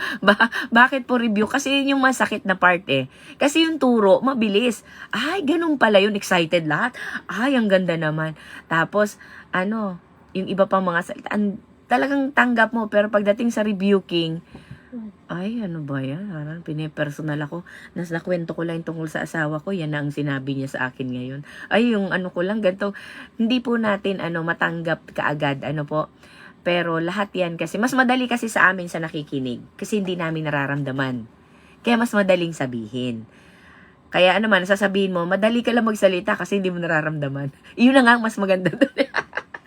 Dahil hindi kami nakakaramdam, alam namin magdesisyon ng tama kasi hindi naka-cloud yung isip namin ng aming emosyon. 'Di ba? Nakakapag-decide kami kaagad kasi nga alam namin kung anong tama dahil hindi na darken ng aming mga desisyon ng emosyon. Kasi ikaw nakakaranas ng emosyon, amin ang tama. Kaya nga po. Dagdag ko lang, Sis Janet. Dagdag ko lang. Kasi I first met Pastor Allen sa Tuesday group kay Ate Rose, no? And then, hindi kami magkakilala ni Pastor Allen eh. Nauna kong makilala si Ate Ana, and then si kayo po, and then si Sister Rose. Yun ang nauna kong makilala. And then one time, concluder pala, Pastor. Yung nagko-conclude, lalo akong ginagana, yes, ito. Kasi may nagko-conclude. And then, nung na si Pastor Allen, nung mag-conclude na siya, para akong nasaktan. Sabi ko, siguro kausap to ni Ate Ana tong taong to.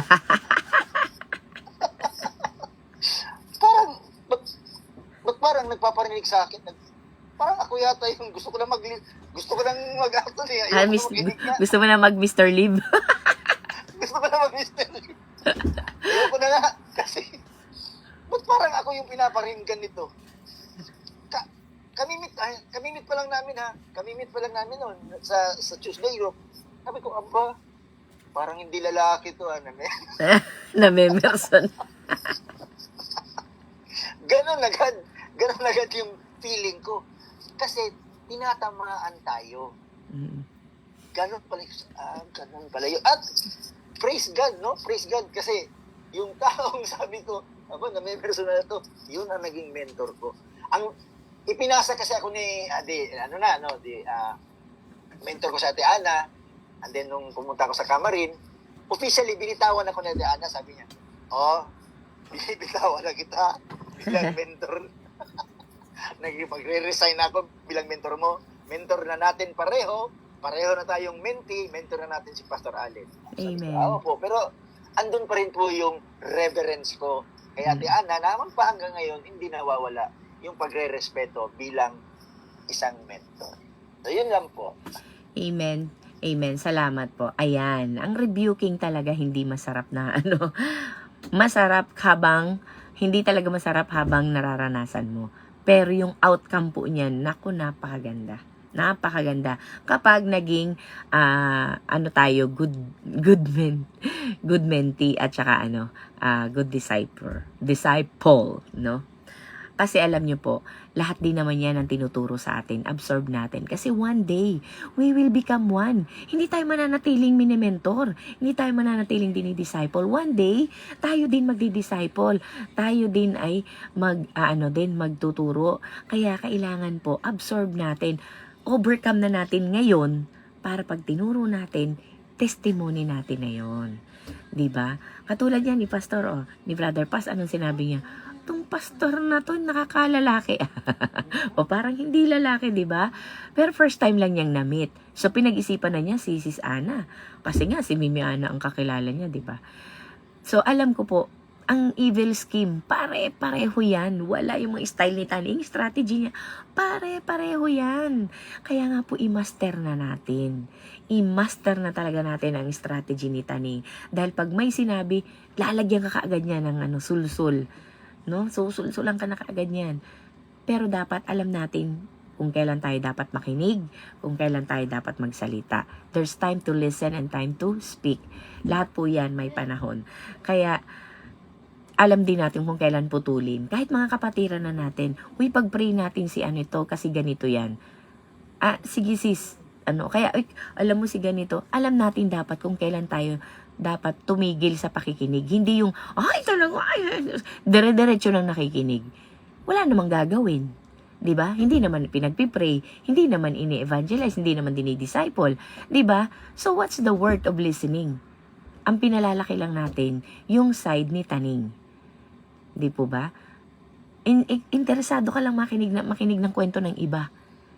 It's not that. When God gave you an opportunity to know the situation of a brother of us or a sister, it means God is giving you an opportunity to help or to do your part, to pray, to reach out. Di po ba? Hindi pwede yung kinig ka lang ng kinig. Walang godly chisem, ha? Walang godly chisem. Hindi po totoo yan. At walang godly inggit. Nilagyan nyo lang ng godly na. Wala po, hindi po totoo yan. Pag sinabi mo, let's pray kay ganito, tapos kunento mo na yung buong hindi po, wala pong godly chisem. Mag-ingat tayo. Mag-ingat tayo dahil ang napifeed natin, hindi yung ating spirit, kung hindi yung soul. Hirap na nga nating ituwid yung soul natin eh. Di po ba? Dadagdagan pa. Alam na naman natin. Kaya, para po, wag tayong mahirapan habang tayo dinidisciple, i-disciple din natin ang ating sarili. Mas the best pong mag-disciple din sa ating sarili. Yung sarili natin. Kasi mas naiingatan natin eh. Mas kilala natin ang ating sarili. So, kapag alam mong nasosobrahan ka na, tama na. Tayo mismo ang sumupil sa sarili natin. Ayan si Mimi Rose. Taking this opportunity, Mimi Rose. Sorry po, hindi ako naka-attend kagabi. Nag-spend time kami ng aking anak. sabi ni Johan sa akin, Ma'am, the phone is ringing. It's okay, anak. Sabi ko, okay lang. Sige, tuloy mo pa kwento mo. So, kwento siya ng kwento. Nakinig ako na nakinig sa kanya. Hanggang sa nakatulog na kami pareho. Sabay na kami natulog dito sa kwarto. And natutuwa naman ako kanina na nagising siya while we're praying, closing prayer. Ang galing po, automatic. Nung narinig niya nagpipray kami, nagpipray si mama, nagpray na din siya. Nakakatuwa po, di ba, no? Kasi tinanong ko din siya kagabi, pinagpipray mo ba ako? Pinagpipray mo ba si papa? Pinagpipray mo ba lahat na? Sino yung gano'n? Lahat na po, nag-enumerate na siya. Di ba? Ang sarap po, talagang first ministry natin, ating mga asawa at anak. Although we are not perfect in their eyes, nakapagkwentuhan din kami, nakapag-sharing po kami ni Sis Maridel kagabi. And alam ko talagang hindi madali ang buhay mag-asawa. Pero yan yung binigay sa ating partner, yan yung gagamitin ni God para ma-disciple tayo. Amen? Alam ko hindi mag-i-amen yung iba. Aray. Aray. Hindi amen eh, aray. Aray po. Pero, tapos na yun. Amen. Pero yan talaga ang gagamitin sa atin. Hindi lang po sa para turuan tayo, kung hindi patatagin tayo. God will use those men, ang ating mga asawa. Para po talaga, patatagin tayo, ma-perfect tayo. Kasi sabi nga sa Ephesians, di ba, we should present everyone perfect to Christ. Wow, without blemish. Di ibig sabihin yung repentance natin, minuminuto. Without blemish eh. Di ba? Ba't yung pag-sorry natin kay God, minuminuto? God, sorry po. Di ba? Kasi mahirap i-present kay God ng without blemish eh. Dahil minuminuto nagkakasala sa pag-iisip, 'di ba, sa paningin, sa pandinig. Ano ba yung pinapakinggan mo? Ano ba yung pinapakinggan ko na? Pinapapasok ko na naman, tinatanggap ko na naman ang lisyo, ang gomi, ang basura sa isipan ko. 'Di po ba? So, wag natin tanggapin yung trash ng iba. If you want to deal with someone, alam mo si ganito, sige, kausapin natin. 3 ka agad kayo. Don't give Satan a foothold. Huwag mong bigyan ng chance. Huwag mo din pakinggan. Alam niyo po, natutunan ko yan sa isang leader ko dati. May mag-o-open sa kanya, sasabihin, sis Andrea, mag-o-open sana ako sa tungkol kay ganito. Sige, tawagin mo. 3 ka agad sila. Di ba? Ang bilis. Hindi na yung sige, sabihin mo kung tapos kakausapin yung isa, sabihin niya yung, sige, sabihin mo yung side mo naman. Tapos sakalang pag-uusapin, hindi na po. Direkta na. Talagang may ano ka, may gusto kang ayusin kay ganitong kapatid, o sige, mag-usap tayo agad. Ang bilis po. Nakakatuwa siya. Hindi siya yung tipong mahilig makinig ng mga kwento ng mga ano. Ayaw niya ng ganun. Masayahin siyang tao. Ayaw niya ng mga nakakalungkot ng kaluluwa. Pero, yun lang. Ano po, let's learn from them. Pero hindi din po siya perfecto. Hindi po na nga siya, ano na nga siya sad to say, nawala na siya sa church. Para bang, nagulat talaga ako, nagulantang ako, ha? Yung aking, leader, nawala na. Pero hindi natin alam, di ba? May reason, may purpose si God. Baka nilipat siya sa ibang church, di ba? Hindi natin alam. Pero, yun po. Just take from them kung ano yung makakatulong sa atin. Katulad po nung katulad ng isda. Kainin mo lang yung meat niya. Tapon mo yung tinik. May po ba? So, kung ano yung sinasabi niya na makakatulong sa'yo, kunin mo. Kapag hindi naman, wag mo nang pintasan at wag mo nang i-critic. Kasi kasalanan mo na yun, di ba? Hayaan mo ng kasalanan niya kung sino yung nagsasalita na yan. I always respect. Ay, sinabi niya di sige. Di ba? Sagot naman yan kay Lord bakit ko ba kailangan ipaggigiitan yung, di ba? Isisiksi ko talaga at, di ba? Don't push too much. Bahala na siya sa Diyos. Sagot na niya yan sa Diyos. Sinabi niyang ganon, amen. Pero yung pwede mong kunin, absorb mo. Yung hindi, di ba? Always be led and guided by the Holy Spirit. Ayan po, maraming salamat po sa ating mga kapatiran, sa mga nanonood at manonood pa. Have a blessed day and may the Word of God na tunay nga po nagrema sa inyo sa araw-araw. Kita-kits po tayo mamayang gabi at bukas ng umaga po uli. Paalala po, meron po tayong morning devo from Monday to Saturday and meron din po tayong mga pag-aaral sa gabi, light groups, cell groups from Monday to Saturday. Ayan po. God bless everyone. Have a productive day.